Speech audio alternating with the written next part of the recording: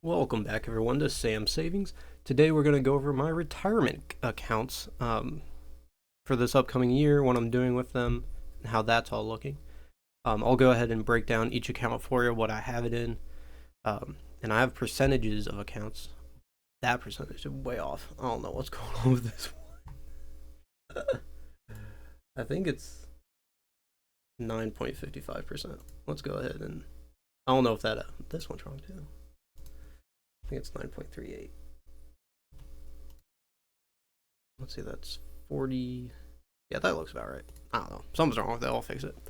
But I'll go ahead and go through the percentage of the account, how much it's all worth, and just kind of run through it with you guys.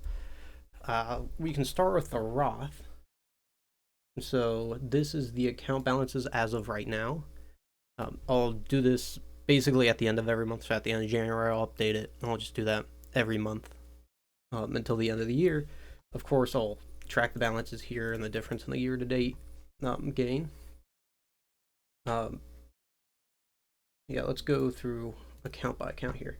So we got VOO, which is the Vanguard S&P 500 ETF. I want about 50% of this, my Roth in VOO, and right now it's sitting at 52, which is good. We have VIG here, which is the Vanguard Dividend Appreciation ETF. That's about 10%, which I think is pretty good for right now. I want to change it up, but I don't want to reallocate. I don't want to sell positions, which makes it kind of hard to reallocate. We got the VUG, which is Vanguard's Growth Index Fund. That's sitting at just under 10%. We have Apple, which has been a really good stock for me. It's in about 13%, just under 14% of the account. We got Coke, which is another good one. I just bought when at the beginning of the year, you're allowed to put $7,000 in for the total year. I went ahead and did that all in one go. So now I have 100 shares of Coke, so it's just sitting over 10%, which is nice. I have FBTC, which I want to be 10% of the account, and it's currently at 1.77, so probably have to buy more of that next year when it comes along.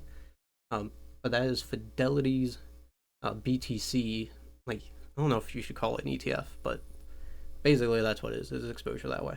And then we got the third stock here, which is MicroStrategy, and it's holding at just under 2% as well. So this is how it's going to look basically the whole year.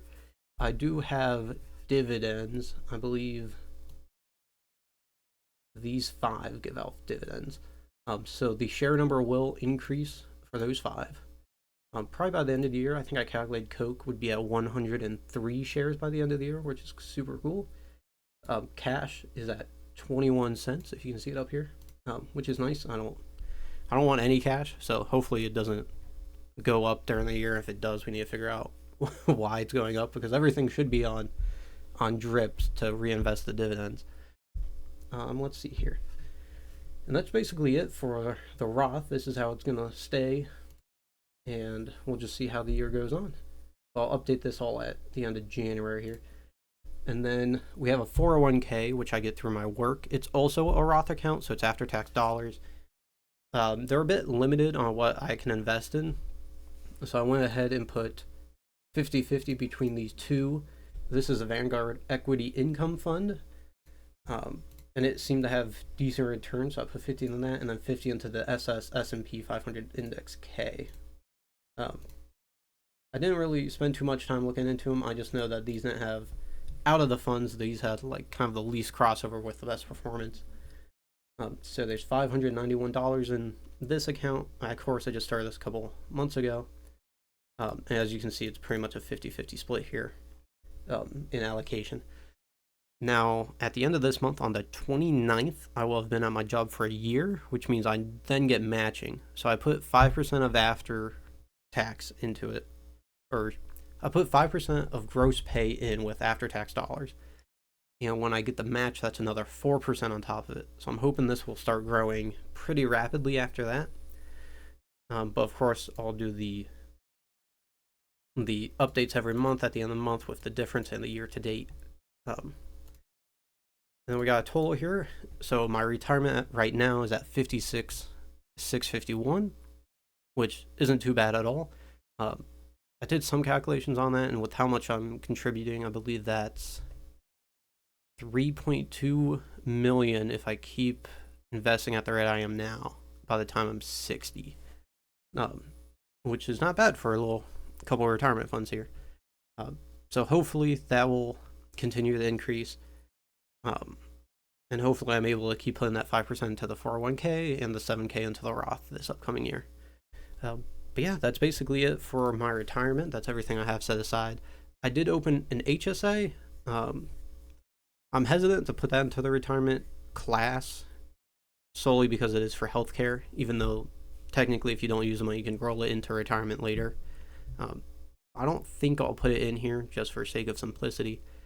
Because like, worst case scenario, I have, a bunch of money in my HSA. But, worst case scenario, it's all gone. I'll use it for medical expenses. So we'll kind of see how that goes.